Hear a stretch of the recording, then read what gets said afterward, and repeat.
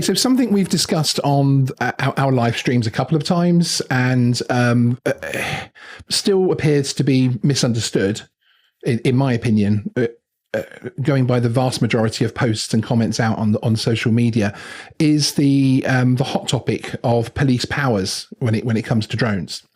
When it comes to an officer requesting me to land my drone, when that officer wants to see the operator ID and take my personal details, that kind of thing. Where do we stand? Let's answer this hopefully once and for all, and let's answer it categorically. Where do we stand? What is the legislation in terms of you wanting to inspect my drone, etc.? So the powers all come from Schedule 8 and 9 for those that want to read up the in-depth parts of the legislation. Now, there's two pieces of legislation that requires us to reasonably suspect that an offence has been committed. And that is purely to ground the aircraft and also in seizing the aircraft as well. So when operators are saying, well, you can't have my personal details, etc., that's not correct at all. And as I said, I'll just reiterate that the two main pieces of legislation that we have to reasonably suspect an offence has been committed is to ground the aircraft and to seize the aircraft.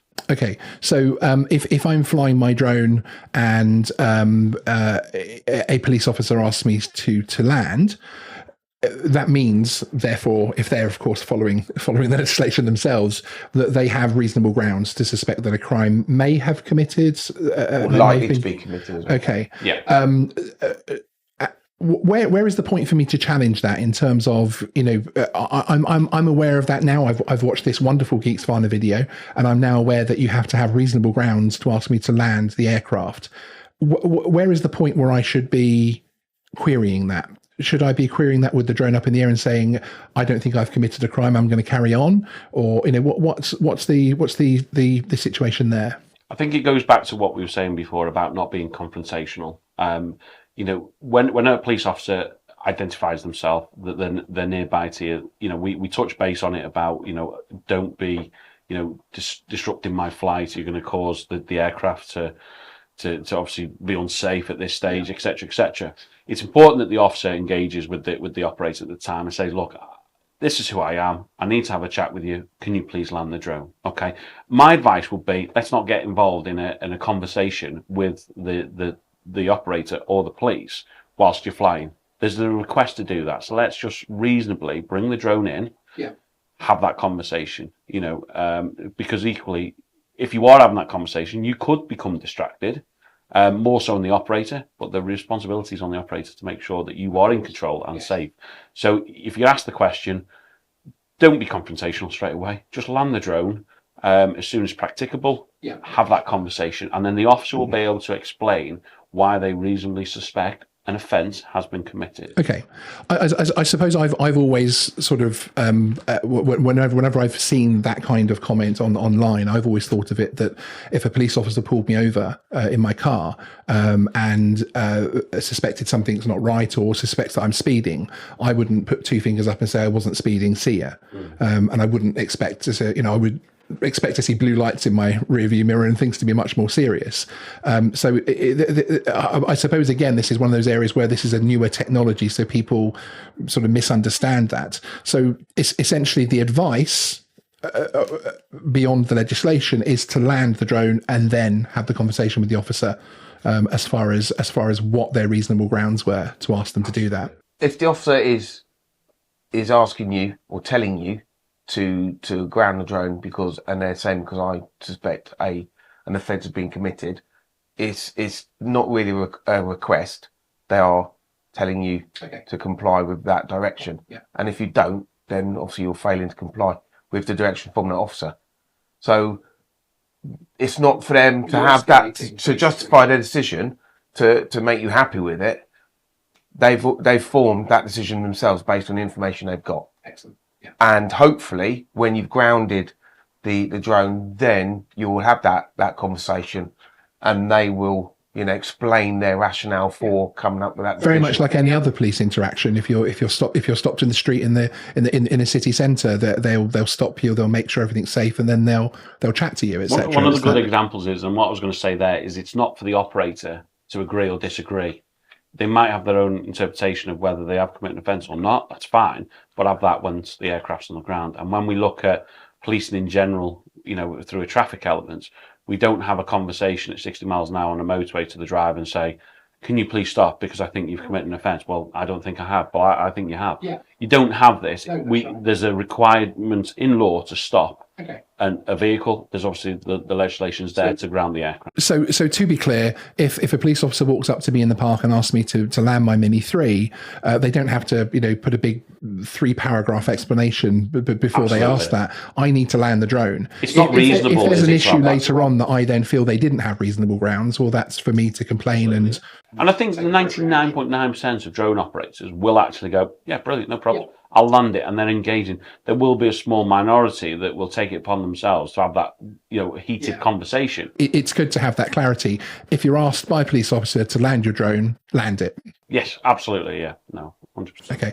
The reasonable grounds argument, the reasonable grounds bit can happen later on, but you are required if so. But be aware that actually that officer will have most likely, because if they're asking you to land it, then they clearly know the legislation that they will have reasonable grounds, basically. And they'll explain that once they're happy that the aircraft is on the ground, it's switched off, and there's no potential of that drone being taken off again. Drone operators are flying by multitasking. Yes. They're looking at the screen, they're looking at all the telemetry data, they're looking at the aircraft as well. If someone comes along and says, "Hi, I'm PC. Halliwell, in this case, I'm requiring you to land your drone because I suspect that an offence has been committed," let's not have any more of a conversation. That's a legal direction. Land the aircraft. Okay. Because the onus will be on the operator if you are in a position where that aircraft becomes out of control. That's down to you as a remote pilot. Simple instructions, land it, everyone's safe. We can have a conversation afterwards. Okay, excellent. In terms of, sorry, Steve. I was just going to say, you need to be in proper control of your drone at all times. Yes. And if by having a simple conversation you can't do that, then whoever's approaching you doesn't remove your responsibility as the operator. The police officer's not going to stand in front of you, not going to obscure your vision of the drone or interfere with your controller. It's just having a sideways conversation, and any drone pilot should really be able to.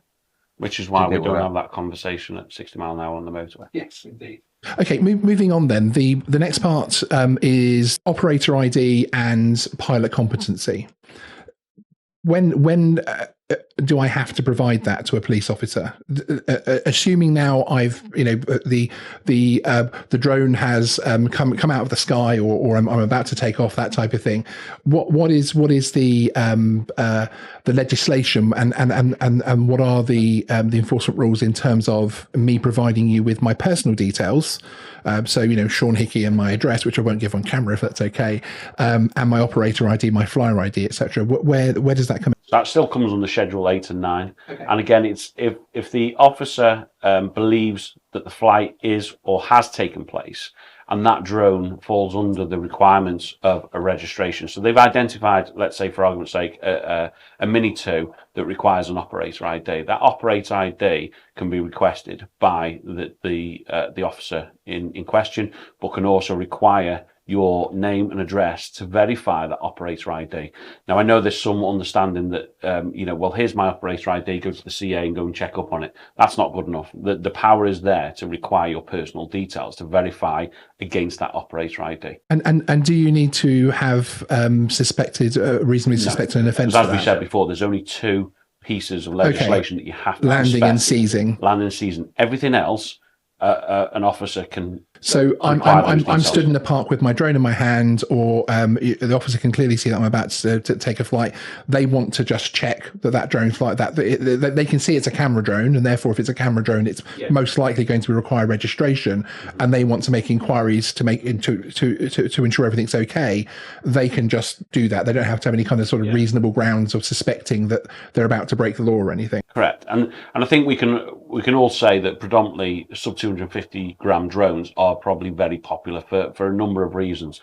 So does that sub 249 gram Mavic Mini 2 or 3 or 1, if you're still flying those, do I have to provide my name and address and details to suffice the officer that they can check that your operator ID is right? Absolutely.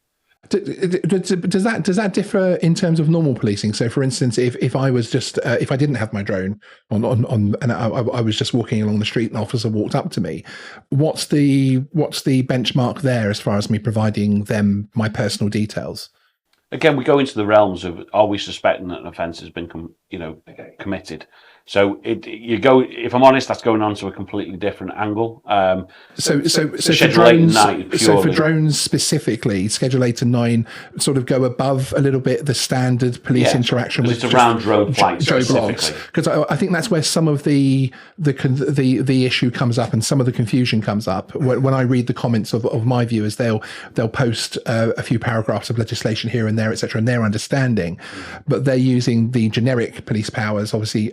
An officer just approaching someone in public, but it's important to stress that with the Schedule 8 and 9, there are now the specific powers in place for drone use specifically, that if they suspect or they know that a drone flight's happened, they can get that data from you without any other issue, basically. It doesn't need to have been a crime. No, yeah. We need to make sure that the pilots are compliant with the competencies that they need to have in order to fly that drone. Okay. And the way we'll do that would be to verify the details. Excellent. Okay. So we can require the person to provide us with reasonable evidence, to the compliance of that requirement. Okay.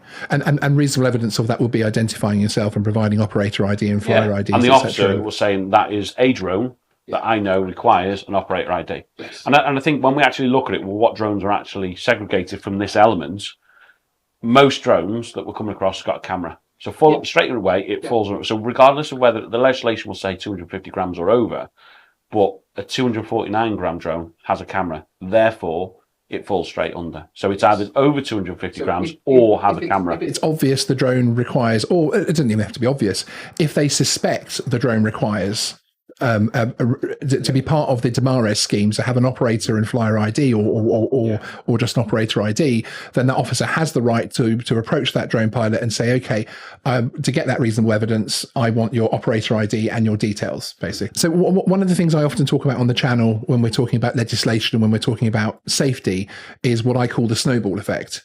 So, and I've discussed this with the CAA before in our interviews with them, in terms of how they look at commercial operators, particularly, that actually having all of these mitigations in place, having everything in place correctly, is important, because if something goes wrong, then they're able to go back through that checklist and actually, if your operator ID isn't correct, if this isn't correct, or you're not flying to your operational authorization, there is the snowball effect. Things start to mount up.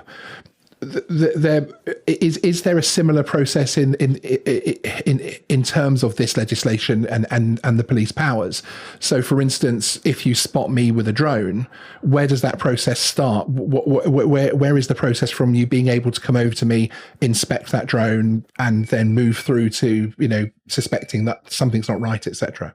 So the very fact that you're in possession of that drone gives us the power to inspect that drone, for us to determine whether the certain requirements will then go into other parts of the legislation, as we said under Schedule 8 and 9. So it's the very fact that you've got possession of a drone. So that's the controller, the drone itself. We can see you're flying it. We have that power, additional power, to inspect that drone, to go through what we think is reasonable to go into other pieces of legislation. So it might be checking your pilot competency, it might be checking the airworthiness of the aircraft. It almost opens that channel to to progress that into other offences. Okay. What is the word inspection? It sounds wide to me. And different people, depending on who you are in the industry, a word inspection would mean different things. What does that actually mean? Does that mean that you are then going to take my drone away and it's going to disappear for 2 weeks? And so again, we are very much about common sense and being reasonable. So that inspection would be a case of taking hold of the drone, checking that it's got a camera. Now, obviously, some drones, it's quite clearly obvious that they've got a camera. It'll be looking at operator IDs that should be on the drone. It may not necessarily be visible, but it allows the officer to physically inspect if there's any compartments or functions where we can actually open it up. It might be the battery compartment, for argument's sake, if someone's put it on the lid, to check obviously the propellers, to check the general airworthiness of that aircraft. So yeah, it gives us that power to do that. Okay, and if you have carried out that stage and you've inspected the drone, there's an operator ID on there, everything looks legit, it's got shiny new propellers, there's no cracks in the body, etc. Are you then allowed to still continue down that snowball, down that rabbit hole, as far as asking me for a flyer ID or etc., or does there have to be something wrong with that? No, because as I said, the power to inspect, it's part of a linear process rather than a checklist. Yeah. So you're inspecting the drone, obviously, to check everything's okay, yeah. but it doesn't stop there. If everything's okay, you can then continue with flyer ID, etc. Yeah, imagine the inspection elements, the legislation there for us to do that inspection is the main gate, if you like. When we open that gate, there is a number of other pieces of legislation that we can then go down. So we'll check the airworthiness. We know now it's got a camera. We know that then falls under an operator ID. That then has the add-on benefit of me then requiring you to provide me not only with your operator ID or asking you to reasonably provide evidence of that competency, but I can also then say, well, I need your name, your address, and other details that it's going to assist me to confirm that operator ID relates to you and you only. Right. Excellent. And that applies both to not only the pilot, but also to the operator, because the operator may be different in some circumstances to the pilot. I think what's key here is that we're not trying to criminalise drone flights. We're big fans, and we're big fans of the community. So if a police officer does come and has cause to speak to you, there's probably a reason for it. What is a concern? Or a member of the public has voice of concern. And then hopefully when we get through the detail, that'll all, we relieve those concerns and everybody can move on and you go back to flying. Excellent. When, if I was in uniform, top of Newlands Corner and there's people flying drones, I am not actively going to walk over there and get into the detail. We're not going to assume that every time we see a drone, it's committing offences. Yeah. Unless there's reason to think that we need to go over and speak to you. You're not going to get officers just randomly stopping. Without making myself too unpopular in the hobby, we have to remember that there are more general public than hobby flyers out there. And those, myself as a member of the general public, and actually as a drone flyer as well, if I'm relaxing in a park and there are drone flyers, I would like to know that there is something in place to make sure these flyers are doing so correctly, and that there is some kind of recourse, there is some kind of system to have that checked on. And I suppose if we're going to have drone registration and flyer IDs and everything else like this, we have to have the ability to check on those things, because of course as responsible drone flyers, we also don't want the people without operator IDs, etc., and who don't do things properly in the hobby anyway. And equally, I think in terms of that interaction as well, if we go from 0 to 100 just because we've been approached by a police officer that we've been asked to provide that competency evidence. If you as an operator then go up to 100 miles an hour, what sort of response or image does that betray to the public who don't know anything about drones? That there's always going to be this automatic confrontation. We all want to fly drones where we can safely and legally. So if we just deal with it in a mature way, then the public will see that we're actually not a community that are always going to get involved in arguments and take things up to 100 miles an hour. Yes. Imagine if you're not always going to be the pilot, so you might be on the other side of the fence.